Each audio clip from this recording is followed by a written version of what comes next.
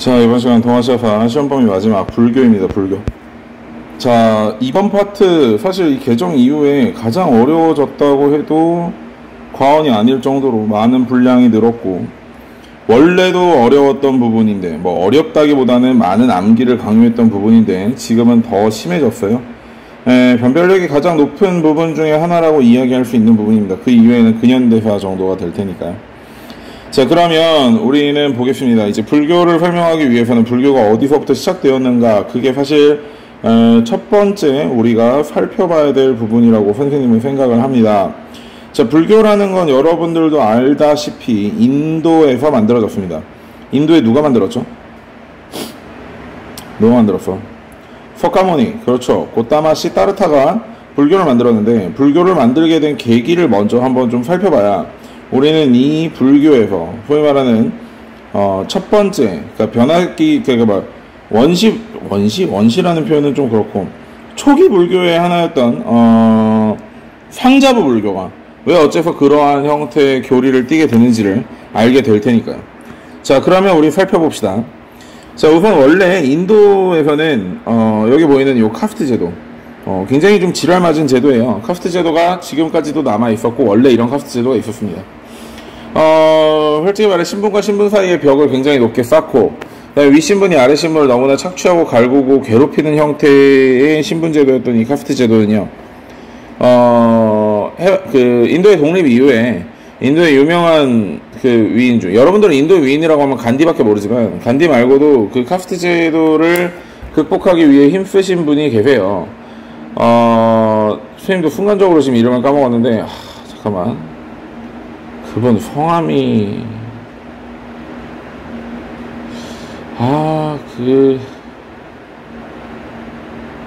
미치겠네.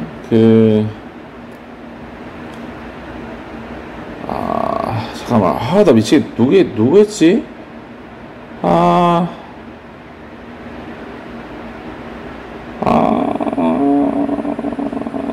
미치겠다. 미치겠다. 나 이따가 생각나면 얘기해줄게요. 어쨌든 굉장히 이제 카스트 제도를 없애기 위해서 노력을 많이 하셨고, 간디와는 좀 달라요. 간디는 카스트 제도를 옹호했던 사람 중에 한 명이에요. 옹호했던 사람 중에 한 명이고요. 나름대로 이제 굉장히 저기한 분인데요. 나중에 이제 얼굴 기억나면 이야기해줄게요. 자, 어쨌든 이런 카스트 제도는 왜 만들어졌냐면, 기존의 원주민인 드라비다족이 있었는데요. 이들이 이제 독일계 아리아인들이 철기를 가지고 이들을 이렇게 제압하고 지배를 합니다. 그 과정에서 소수의 아리아인이 다수의 드라비다족을 다스려야 되는 상황이 되니까요, 신분제로서 이들을 묶어놓고 이들을 억압하게 되는 거죠. 이런 형태가 되는 겁니다. 비슷한 게 이제 스파르타의 헬로타이와 그들의 관계에서도 볼 수 있는 건데요. 스파르타인들의 관계에서도. 어쨌든 이들은 그래서 이런 신분제도를 정당화하기 위해 윤회라는 사상을 만들게 되는 거죠. 즉, 너희가 지금 이렇게 낮은 신분에 있는 것은 전생에 죄를 많이 지었기 때문이다. 반대로 이 신분에서 우리가 시키는 대로 너희 신분의 분수에 걸맞는 삶을 한다면 다음 생에는 브라마이나 kshatriya로 태어날 수 있다. 이렇게 이야기를 하는 거죠. 이렇게 이야기를. 자, 그런데 여기에서 반발을 한 사람이 아무래도 이제 자이나교와 불교가 되겠습니다.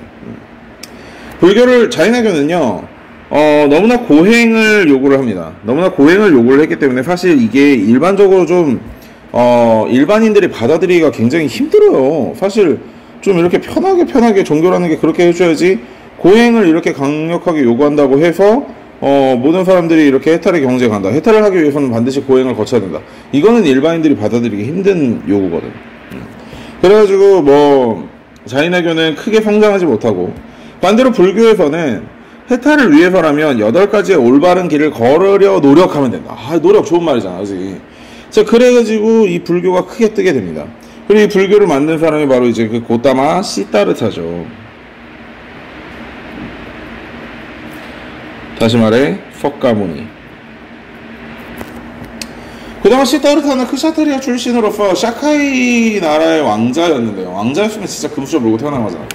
그런데 이제 병들고 늙고 아프고 이런 사람들을 보지 못해서 생로병사의 비밀을 풀기 위해서 수행의 길을 떠나고, 맨 처음에 브라만교에게 가서 브라만에게 이제 물어봅니다. 우리가 수행을 해서 이 깨달음을 얻기 위해서는 어떻게 해야 되냐. 근데 이제 그 사람은 내세에서의 깨달음만 얘기를 한 거지.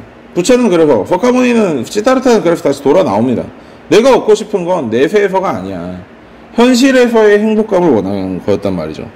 자, 그래서 어느 날 이제 보리수나무 밑에서 자빠져가지고 수행을 하다가 이제 깨달음이 얻어서 부처가 되는데요. 그래서 이제 상자부 불교는 초창기에 개인의 해탈을 중시하는 불교가 됩니다. 개인의 해탈. 그리고 이들은 깨달은 자일 뿐이에요. 그러니까 부처라는 거는 먼저 수행을 통해서 깨달은 자일 뿐이고요. 신이 아니고. 그 다음에 수행 과정에서 사리가 많이 나오게 되고 이 사리를 보관하기 위한 탑이 발달하게 됩니다. 그리고 이들은 집에서는 공부가 안 되듯이 집에서는 수행을 방해하는 여러 가지 요소들이 많기 때문에 집 밖으로 나가서 수행하는 과정을 얻게 되는 거죠. 이게 이제 소위 말하는 상자부 불교의 어떤 나름대로 간단한 교리입니다. 윤리사상 배우고 생활윤리 배우는 친구들은 이렇게 되면 되게 웃겠죠. 우리는 역사잖아. 역사에서 딱 구분할 정도로만 보자는 거죠. 또 이들은 바닷길을 통해서 동남아시아 지역으로 많이 전파가 됩니다. 근데 반대로 중국에 넘어온 불교는 조금 달라요. 중국은 이제 대승불교라는 것이 들어오는데 대승이라는 것 자체가 큰 수레를 이야기합니다. 수많은 사람들이 타고 가서 진리의 길로 나아갈 수 있는 수레를 대승이라고 하는데 그 과정에서 개인의 해탈만을 강조하는 소승불교가 쪼잔해 보이겠죠. 상자불교가. 그래서 저들은 혼자밖에 못하는 작은 수레다라고 해가지고 소승이라는 멸칭을 사용한다는 거. 자, 그래서 이들은 대인의 중생의 구제가 목적이고 부처는 신이자 보살입니다. 그게 왜 그러냐면 일반적으로 대승불교, 다시 말해 동아시아 지역의 불교는 국가 또는 왕이 본인의 필요성에 의해서 불교를 도입했습니다. 그러다 보니까 모든 백성들이 수행하겠다고 집 밖을 나가면 세금은 누가 낼 것이고 성은 누가 쌓을 것이고 병사는 누가 되겠습니까? 그러니까 집 밖에 있지 말고 집 안에 있으라고 얘기하는 제가를 이야기합니다. 그런데 이들은 수행이 되지 않았기 때문에 무언가 자기 자신의 자존감이 무너지거나 뭔가 힘든 일이 생기면 의지할 게 필요하다는 거죠. 그 의지할 것을 만들어준 겁니다. 바로 부처로서요. 그래서 부처는 상자부와 다르게 신의 역할을 하고 있는 겁니다. 그리고 이들은 아직 깨달음을 얻지 못해서 눈에 보이는 것을 믿으려고 하기 때문에 불상을 많이 만들게 되고 그 다음에 남을 위한 삶을 살으라는 이타행을 강조합니다. 정확히는 뭐 남을 위한 게 아니라 국가, 왕족, 귀족을 위한 삶이 되겠죠. 이들은 동북아시아, 비단길을 통해서 동아시아 지역으로 많이 전파가 됩니다. 이 대승불교의 구분을 한번 볼까요? 교종과 선종과 밀교로 나누어져 있는데요. 교종은 한국파 시간에도 얘기했고 동아시아파 처음에도 잠깐 얘기했듯이 경전이라든지 교리의 해석이라든지 이런 것들을 중심으로 하기 때문에 글을 알고 있는 귀족 중심으로 전파가 많이 되고요. 후대에 들어온 선종은 실천이나 참선, 즉 없는 사람들도 할 수 있는 논리이기 때문에 이렇게 서민들을 중심으로 많이 들어오게 됩니다. 자, 이제 각국에서 불교가 어떻게 전래되는지 한번 살펴보겠습니다. 각국에서. 처음에 이제 위진남북조 시대에 많이 넘어오게 됩니다. 넘어오는 길은 이쯤이에요. 이쯤에. 후한 말기에 비단길을 통해서 전래가 되고요. 유교는 아무래도 오랑캐들을 차별하고 있는 반면에 불교는 모든 사람들이 평등하다라고 이야기를 하고 있기 때문에 5호 국가의 후원, 5호 국가, 오랑캐 국가의 후원으로 굉장히 큰 성장을 하게 되고요. 대규모 석굴사원이 만들어집니다. 이 석굴사원이 진짜 크기 때문에 이게 진짜 개인이 세울 정도는 아니고 나라의 국가적 역량이 투입이 돼야 되는 그러한 불상이에요. 이게 바로 이제 왕실이 후원을 하고 있다는 가장 큰 증거가 되겠죠. 나중에 이제 왕직불 이런 것에도 배우겠지만 부처의 얼굴을 왕의 모양으로 깎아서 왕권의 강화에 힘쓴다든지 이런 것들이 있습니다. 또 선종도 들어오게 됩니다. 양나라 때 남조를 통해 선종이 들어오게 되는데요. 달마대사가 선종을 창시하셨고요. 그러다 이제 당나라 때 되면 이제 실제로 눈에 보이는 불상이라든지 그런 거에 집중하는 게 아니라 우리가 진짜 부처님의 참된 뜻이 무엇인지 진짜 불경을 얻으러 가자라고 해서 구법, 법을 구하는 승려들이 등장하고 이들이 인도를 다녀오게 됩니다. 그래서 인도를 다녀오고 나서 불교가 크게 발전하고 대한탁 같은 게 세워지고 그럴 것 같지만 실제 일부 교과서에서는 당 중기 이후에 그 사원의 면세 특권 때문에, 즉 절에 세금을 내지 말라고 한 것 때문에 재정의 부담이 심각해지니까 불교를 탄압했던 일들이 꽤 많아요. 산무일종의 법난이라고 해가지고요. 북의 태무제로부터 시작해서 당나라의 무종까지 불교를 탄압했던 그런 군주들이 존재하고 있습니다. 2015 개정에 나왔고요. 산무일종의 법난이라는 용어 자체는 선생님이 그냥 여러분들 이해하기 편하라고 써놓은 거지 이 용어 자체가 교과서에 등장하고 있지는 않습니다. 자, 그 다음에 고구려는 여러분들이 알듯이 전진 때, 그리고 백제는 동진 때, 후프리만과 침략 때 각각 전파가 되고요. 신라는 5세기에 무코자로부터 고구려에서 전래가 됐습니다. 즉 중국을 통해서 백제에서 전래가 된 게 아니기 때문에 이 부분을 조금 중요하게 알고 계셨으면 좋겠다는 생각이 듭니다. 5세기에 전래됐지만 인정은 법효왕 때 공인됐고요. 2차도는 희생을 바탕으로 됐죠. 통일신라 시기가 되면 통일신라 중대는 교종이 발달을 합니다. 교종이라는 건 경전, 교리, 귀족들을 중심으로 발달하게 되는 거고, 그 어려운 교종을 조금이나마 대중화시켜보겠다고 이야기했던 게 원효와 의상이 되겠죠. 그런데 이제 선종이 되니까 이제 반대로 서민들이 불교를 전체적으로 믿기 시작하면서 불교와 교종과 선종의 관계가 이제 나름대로 역전이 됩니다.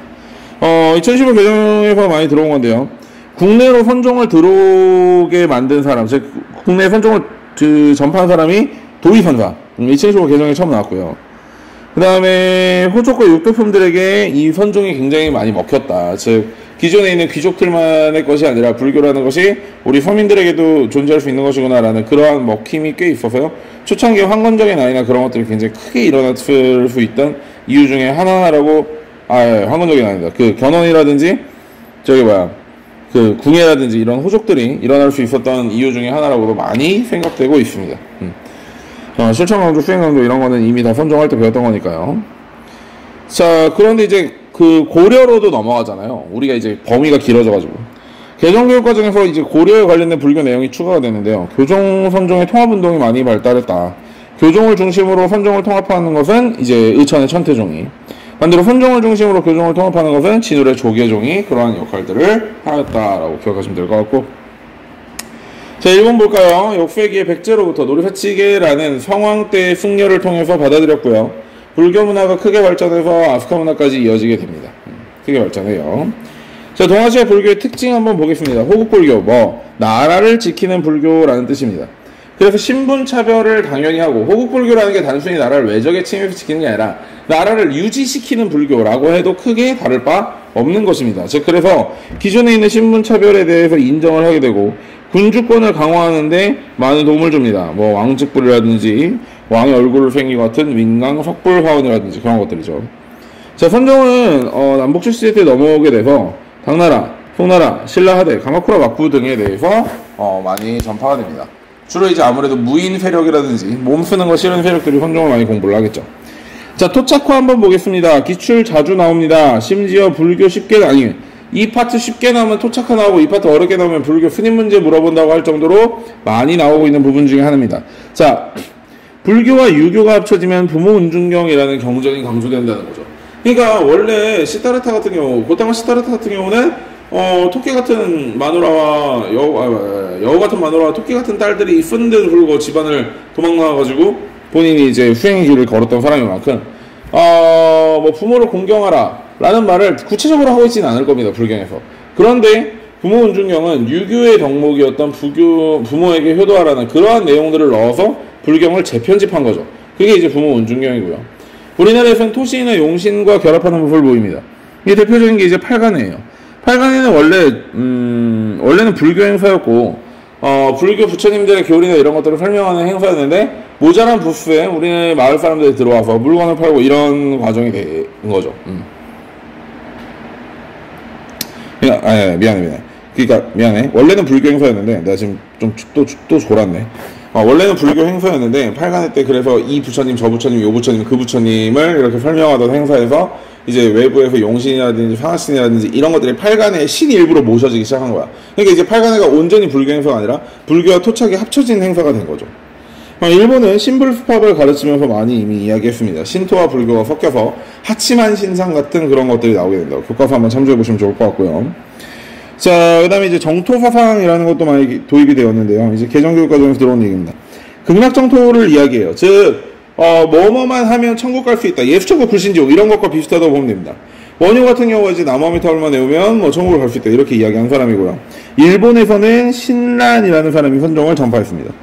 그런데 여기서 미친 교과서 중에 하나가 또 지랄 맞은 소리를 써놨는데, 이러한 정토 사상이 발달하게 되면 사회적 혼란이 늘어나고 범죄율이 증가한다라고 이야기했습니다. 이게 무슨 말이냐면 세계사 들었던 친구들은 면죄부를 생각해보면 될 거예요. 면죄부를 팔았으니까 앞으로의 지을죄도 사라져버린 거잖아요.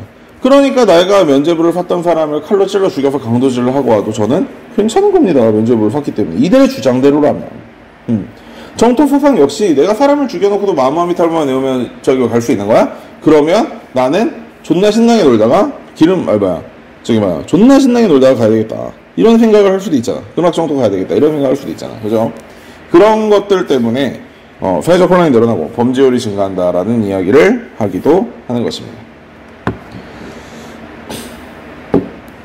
자, 불교의 생활화 영역 보겠습니다. 아무래도 불경이라는 게 나름대로 일단 한자로 번역된 게 많고, 그러니까 한자를 알아들어야 되기 때문에 불경 학습을 위해서 한자가 보급되는 현상이 일어납니다. 그리고 이제 목판 인쇄술이 굉장히 발달을 하는데요. 왜? 불경을 보급해야 되는 문제가 있으니까요. 주로 이제 무구정광 대다라니 경이라든지, 석가탑 갔을 때 나왔죠. 백만탑 대다라니 경이라든지, 이건 일본에서 나온 것입니다. 이런 것들이 많이 이런 것들이 주로 발견되고 있습니다. 자, 그 다음에 이제 달마가 주로 마셨다는 차, 달마의 눈꺼풀에서 나왔다는 차라든지, 시징을 화장하는 모습이라든지, 식습관, 즉, 고기를 먹지 않은 일본식 식습관이라든지, 이런 것들을 우리나라에 전파를 하게 되고, 사회구제 제도도 열심히 참여하게 됩니다. 무진장, 무조건 돈을 빌려주는, 장부. 그 다음에 시학원, 무조건 약을 주는 장부. 뭐 이런 식이긴 한데요. 무진장 같은 경우는 절이 가지고 있는 굉장히 많은 재산을 이용해서 농민들에게 저리로 돈을 빌려주었다는 데 의미가 있고요. 시학원 같은 경우는 뭐 병원이라고 봐야 되겠죠. 병원이라고. 자, 그 다음에 현세 구복적 성격이 너무 강해지면서, 자, 내가 저승 가서 좋은 삶을 살기 위해서는 아미타불한테 빌어야 되겠다.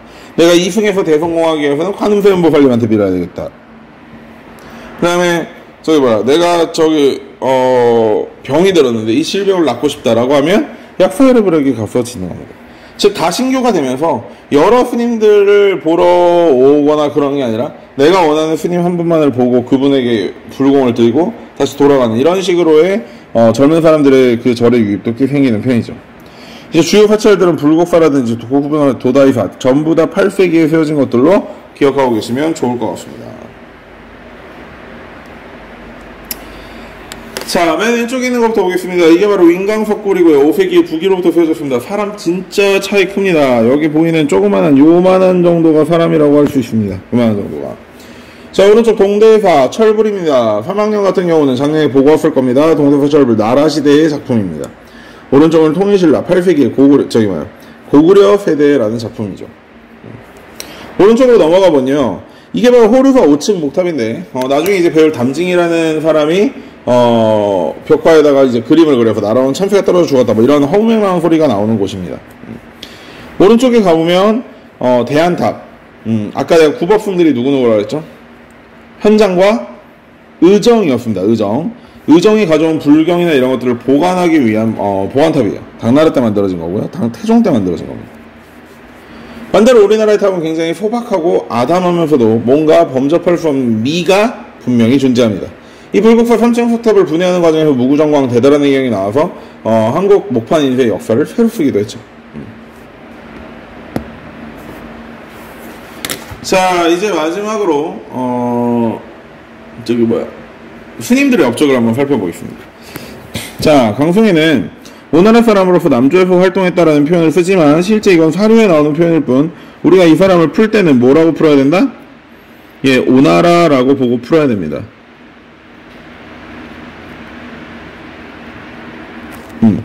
자, 그 다음에 동지는 불국기를 저술해서 얼마든지 나올 수 있는 물건이고요. 선종의 선례 역시 가능합니다. 고구려 쇼토쿠테자의 스승일 수 있고, 고구려 호류산을 고구려에서 호루사가 또 졸았네. 자, 동진 사람이었던 법현은 불국기를 전술했고요. 달마는 당연히 나오죠. 남북쪽에서 선종을 전례한 사람이니까. 해자와 담징을 묶어서 보면 좋습니다. 둘 다 고구려 사람이고요. 해자는 쿠투쿠테자의 스승이었고, 담징은 호루사의 금당벽화를 그렸던 그 사람입니다. 그리고 이 사람이 이제 종이와 먹을 전파해준 사람이고요. 원효는 당연히 나오겠죠. 신라고 아미타 신앙이고 불교의 대중화를 위해서 노력했다라고 되어 있고, 그 친구였던 의상 역시 신라에서 화엄종을 개창한 겁니다. 현장이라든지 다이당탕은 이제 거의 안 나온다고 보시면 되고요. 현장은 나오고 아무래도 이야기 하나의 주인공이었다 보니까 이제 서유기의 주인공이다 보니까 현장도 자주 이렇게 선지로 뽑아내는 편 중에 하나입니다. 그 다음에 해초는 신라에서 이제 왕호천축곡전이라는 나름대로의 기행문을 적었고요. 옌니는 장보고와 연계해서 굉장히 많이 나오는데 입당고와 풀레 행기를 지었습니다. 자, 옌님과 감진 이걸로 써줘야 되고 옌님과 감진 현장 원용 해제담진 다 나오고 달마도 다 나오고 결국은 거의 다 붙였네. 그죠? 광승해랑 다이당탕 정도 날리게 전부. 초장 좀 날리고. 다이당탕. 그쵸? 다이당탕하고 광승해 빼고는 거의 다 보셔야 되고요. 그 다음에 2015에 새로 들어온 애가 있어요. 근데 얘는 들어왔어야 되는 애야. 원래도 가르쳤어야 되는 애거든? 구마라숲이라는 친구가 새로 들어오는데요. 불경을 한자로 번역한 사람인데 이 사람 때문에 이 사람을 얻게 되고 전쟁까지 일으킨 게 중국이에요. 그래서 이 사람은 꼭 기억을 해서 불경을 한자로 번역해준 사람, 구마라숲이라는 사람이 있구나 라는 것을 기억하시면 좋을 것 같습니다. 이렇게까지 하면 동아시아사 시험 범위가 전부 마무리되고요. 시험 잘 보십시오.